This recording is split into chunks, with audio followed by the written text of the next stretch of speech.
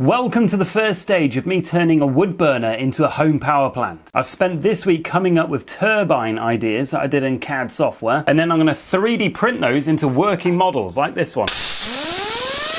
So let me show you the designs that I'm testing, and then I'll show you the printer. So the way my steam engine's going to work, it's very simple, but it's probably something that you've not seen before. It's basically a hybrid between steam and hydropower. I'll be able to explain more about that when I come to do the boiler making video. But this is why my turbines are said more designed for hydro than they are steam. But all of it will be operated by a log burner. So here is the log burner that I'll be using, and I'll also be using this wind turbine generator. This apparently is rated up to 600 watts and produces 12 volts. And what I'm hoping to do with it is charge this EcoFlow Delta Max. This is a complete off-grid unit that I got from Power to Go in Wales. There's a link to their website in the description. I fully recommend buying from them rather than straight from China. I've also done a full review of this unit so you can hear exactly what I think of it. Spoiler, these are awesome, but batteries, no matter what they are no good for the planet. But back to the CAD software, this is the first design. If I take a cross section, you can see this is a very simple bucket design. My jet nozzle will come in this angle, and under high pressure, water will be forced into these buckets, throwing its momentum, creating circular motion. Design number 2 is very similar. However, the jet of water is coming in through the side here. It's going to push against the blades and then exit out the other side. The water exiting the outside will create propulsion. So I'm interested if this design is more efficient than that design. Next, we have the very popular Pelton turbine.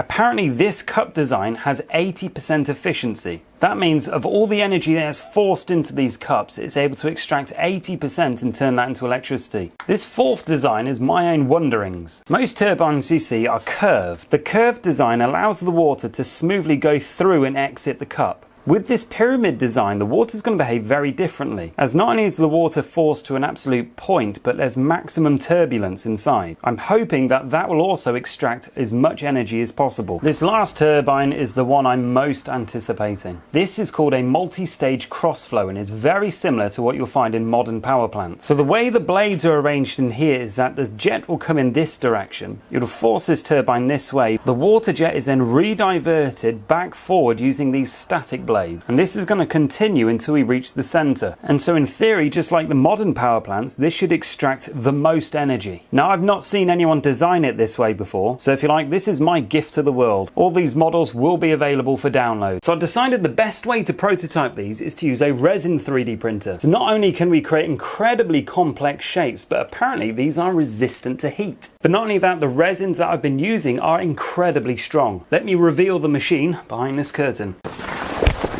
So this is the brand spanking new UltraCraft Reflex by Heygears. So how about I go over the details of why this machine is so special compared to any other on the market. So for a start, it's a minimal mesh system. The resin comes in these cartridge bottles and is slotted down the back here. There's no pouring needed, it's all automated. Let me show you what's under the hood. The build plate is really easy to extract. You just lift up this, pull this out. As you can see, the build plate is quality and really robust. Now the resin tray also has these cam locks for easy access. You can see the resin comes from this reservoir here and has a volume sensor here. So there's no risk to running out of resin. It'll just simply stop and allow you to fill up with some more if needed. It also has this brilliant LCD display screen. As you can see, I've already uploaded a model wirelessly to it. We'll click print. As you can see here, it's also preheating the bed. Its maximum speed is 27 millimeters per hour and the maximum resolution is 33 microns. I'm going to close the lid and let it do its thing. So it's recalculated its time now to just 18 hours and 50 minutes. Now to some people that sounds like an awful long time. Now bear in mind I've put the orientation of the turbine in this position. Now what I could do is have 3 or 4 of these turbines all together and they will all be printed in exactly the same time. The other alternative is if I had enough room to have it in the flat position, then the whole print will get printed in just a couple of hours because there's less layers. Unfortunately, because I wanted this specific size, I have to print it in this direction. So while I'm waiting for that to print, I might as well build the test rig. And for that, I'm going to use a laser cutter. So I've got my xTool plugged into the EcoFlow for this. Let's press play.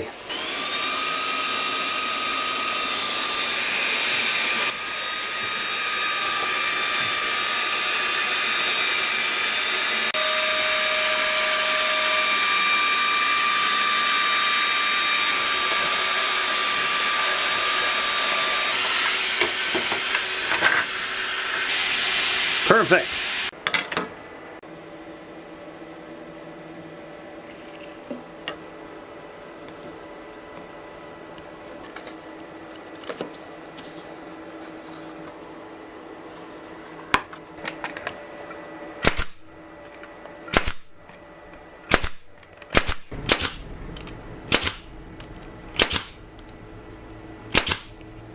Oh, I do love a brad nailer. Alright, this one's finished now, so I can remove it. And as you can see, I'm wearing gloves because resin is toxic, unfortunately. So this is probably the most satisfying part.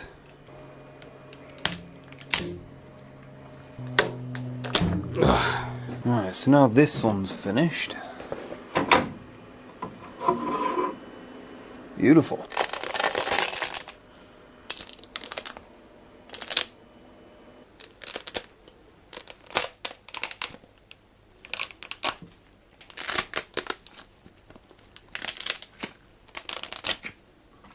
So now I've got most of the support structure off, I'm going to need to wash it in isopropyl alcohol. I'm going to put them in this tub and give them a wash. So this is the second machine of the Reflex series. Essentially it's the wash plant.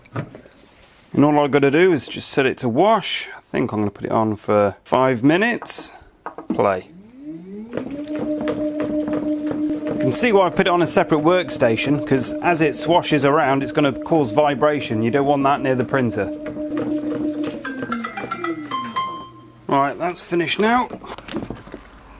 So interestingly, Heygears have this 2-tub design. So I need to open the airlock first, press that on, put my full one on top, make sure that airlock's open as well. And if I open it here, now all the alcohol from the top tub is going to drain into the bottom tub. And that's how you're getting minimal loss due to evaporation, because as you can imagine, isopropyl alcohol wants to just leave the moment you open the lid up. Also gives the part a chance to drip dry first before you open it up. There we are, that's finished draining now.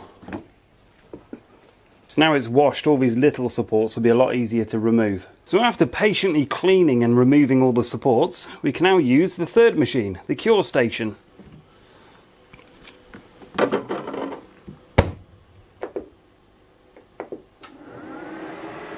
And essentially this is now blasting that part all over with the UV light. And as it's UV curing resin, it will solidify to be its final product. And with all the drips of resin and the supports, what I'll do is I'll pick this mat up. This is a silicone mat, and I'll just leave this in the sun for a little bit, which will cure as well. Once cured, I can dispose of it properly. So I printed these two in the Heygears clear resin. Unfortunately, I've run out of clear resin now as I was experimenting. But when they first came out, they were absolutely crystal clear. But because of the wash and cure, they go this matte colour soon after. So to get it back to how it was, I'm just giving it a clear coat.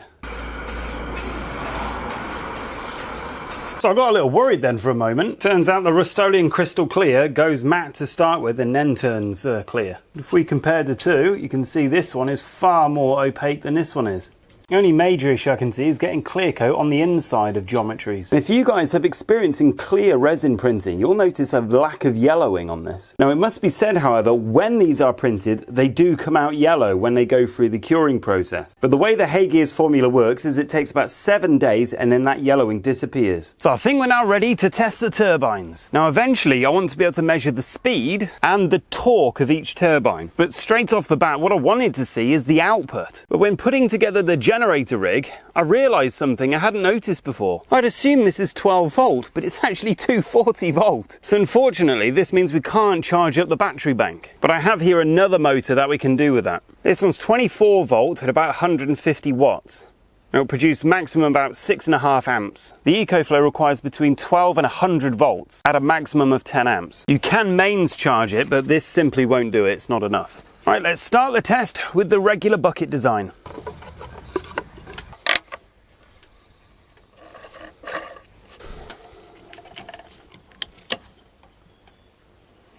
So let me quickly explain how I'm going to conduct this test. At the moment we're set to a 5:1 ratio. I'm using this TP belt for transmission. I did a shorts video on splicing one of these together if you're interested. But you can see on the alternator that I've made it simply out of laser cut discs. And I've also cut another disc that gives me a 1 to 2.5 ratio. The reason why that's important is because the alternator requires a certain amount of torque to be able to generate electricity. And I simply didn't believe that the turbine itself was enough torque. These bits of tape that you can see are for the tachometer. And to simulate the hydropower, I'm going to use a pressure washer. However, this will produce 1,500 psi, which I don't actually believe my steam engine's going to produce. So I'm actually going to begin the test with just compressed air at 90 psi. There you are, so I can monitor it. Right, let's begin.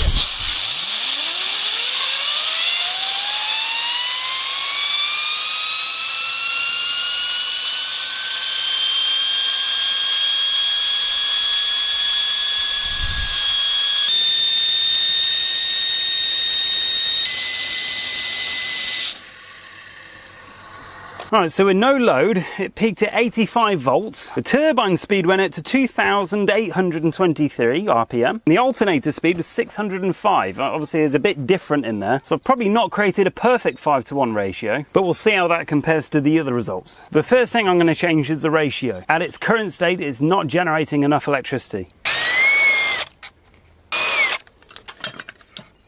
So I'm going to replace this inner one with this one.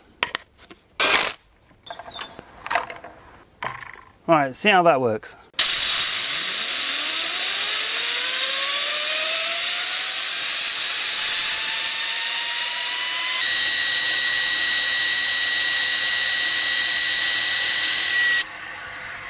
Right, let's compare those results to this one.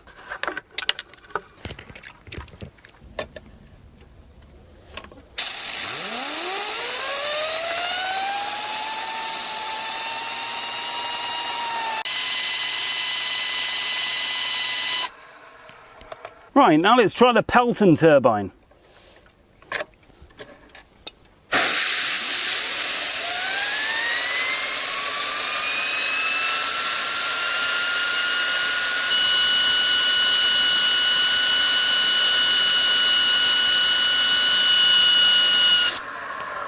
Right, now let's try the pyramid one.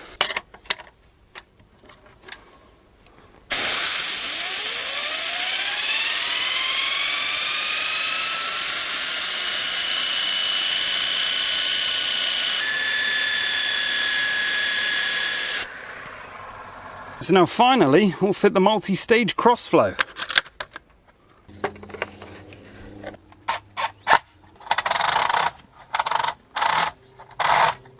I seem to have made a mistake somewhere there. That's annoying. Alright, so it appears I need to reprint this out. So checking the design, checking the tolerances and reprinting it. So a couple of days maybe. Now when it comes to it, I am thinking to get rid of all of this and just have a direct drive. Just either increase or decrease the size of the turbine to get more torque. That will eliminate friction and any other complications. Just means reprinting all of it. But just for fun, carefully watch this.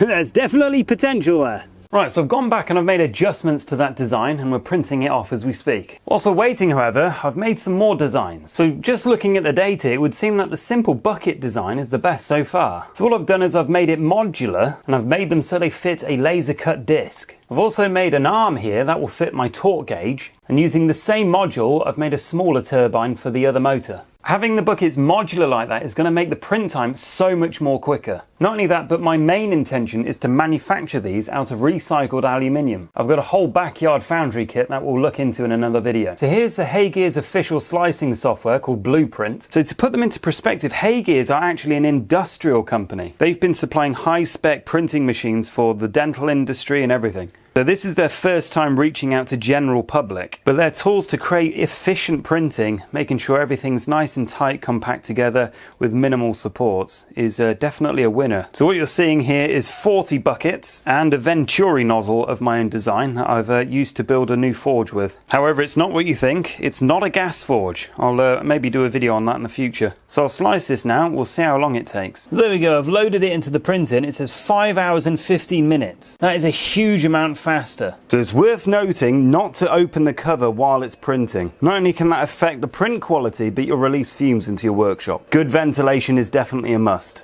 Right, this is finally ready now, so let's have a look.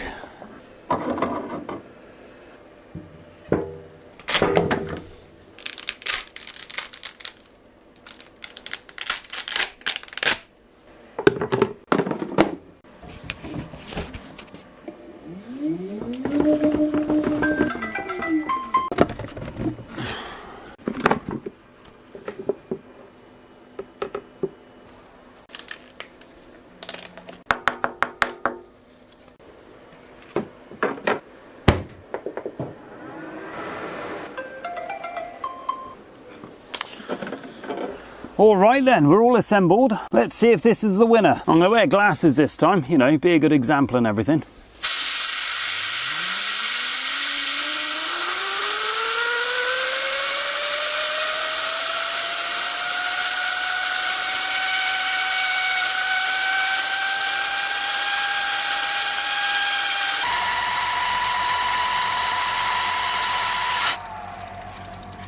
Well, I can't lie, I'm incredibly disappointed about that. That did not perform as well as I thought it would. Now, the physicist among you might give me some good advice on this, so I encourage you to comment below. In the meantime, let's do the modular design and see how well that performs.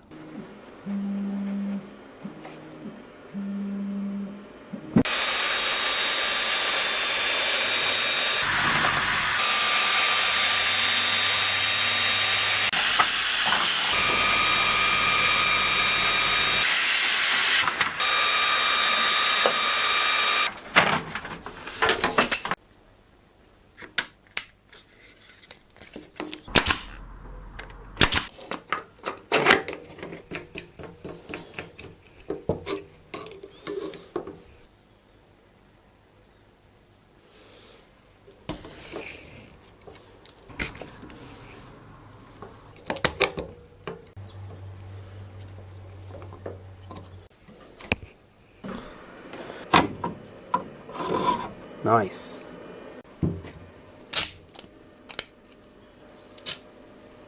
Well, that's come out pretty good, I think. So sticky.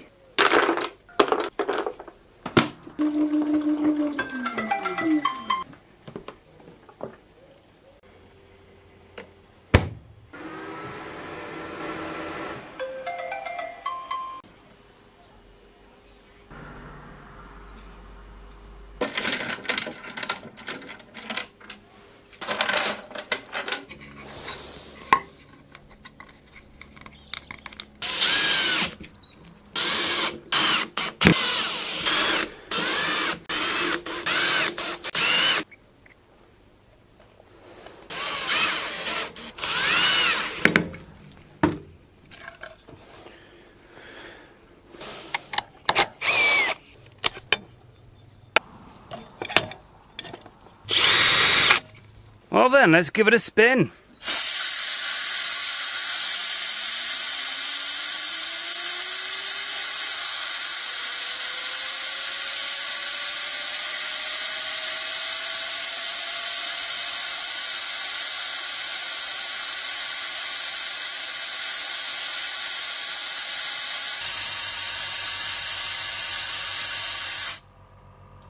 Well, it was working certainly better, but you can see from the wobble, this isn't balanced. I think rather than wood, if that was like CNC milled from aluminium, that would work better. Otherwise, I'll have to make some sort of balancing rig and drill some holes or add some weights in certain places. So here's something interesting. I've plugged in my grinder to the back of it. So watch what happens.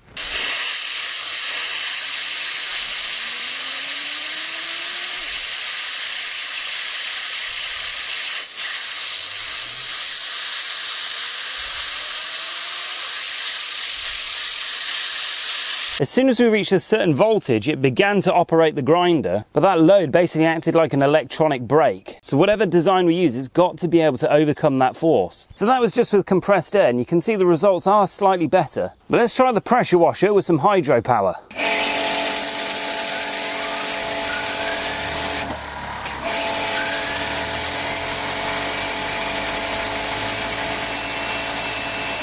Whoa, my goodness.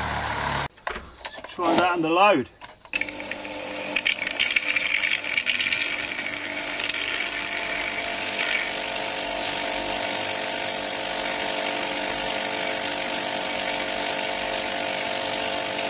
That's interesting.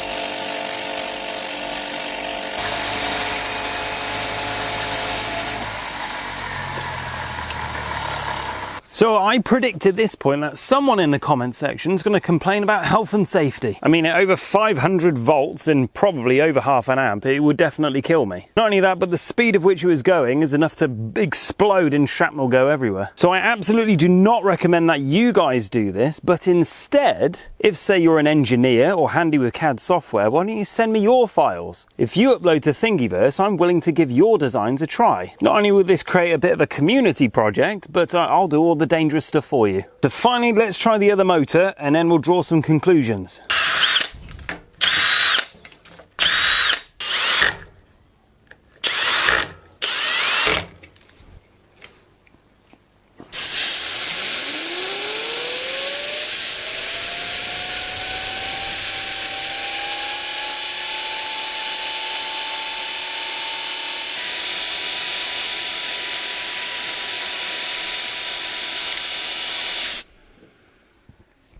Right, so not bad, but to test a load, I'm going to put this reciprocating mechanism. It just happened to be the only 12 volt item I could find. All right, so let's try that.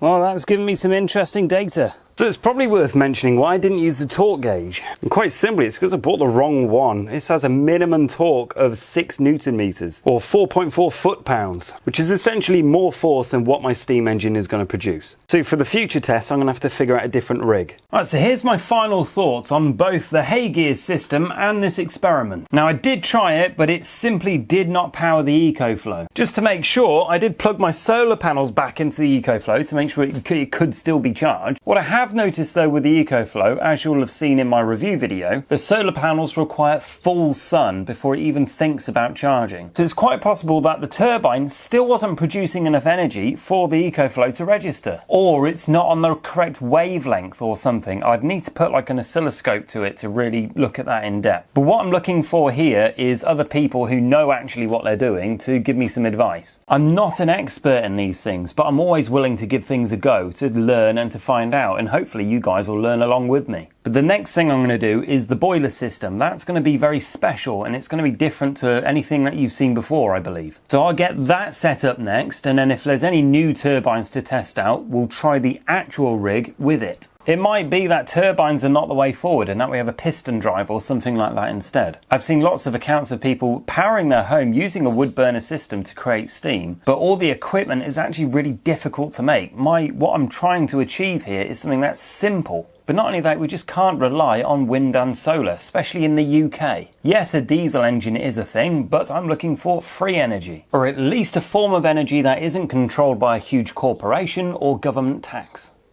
But swiftly moving on, what do I think of the Heygears system? Well, without a doubt, resin printing is incredible. Incredible precision and super strong. This Heygears grey resin specifically is meant to be really, really strong. Stronger than engineering grade ABS plastic. And we'll certainly test its thermal properties when we come to create the boiler system. So before I get too critical, other good points. I like the resin loading system. I mean, the quality of the machine is immaculate. I can't see anything wrong there. And I like it how all the plates, all the fixtures are easy to take in and take out fairly easily. The software was actually really easy to use. The touchscreen I really like. Heygears have really thought about the commercial use of one of these items. So you've got all the data recording. So both on the software and on the touchscreen panels, you've got lists of part numbers and everything that has been through it. I've not experienced any other resin printer as of yet, so I've not really got anything to compare to, but from what I can see, washing, curing, seems fine. However, my number one biggest concern, and this doesn't stop with Heygears, this is any resin printing, is the toxicity of using the resin and the environmental impact, the fact that you can't recycle the stuff very easily.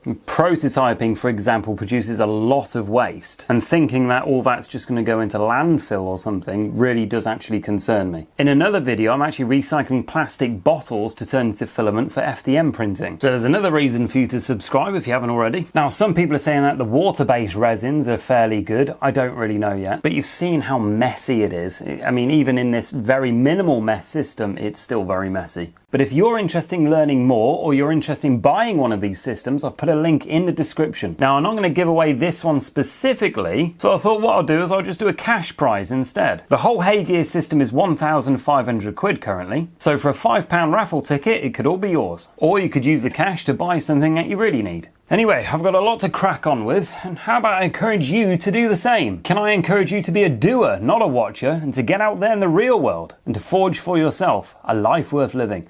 And I'll see you in the next episode. Bye-bye.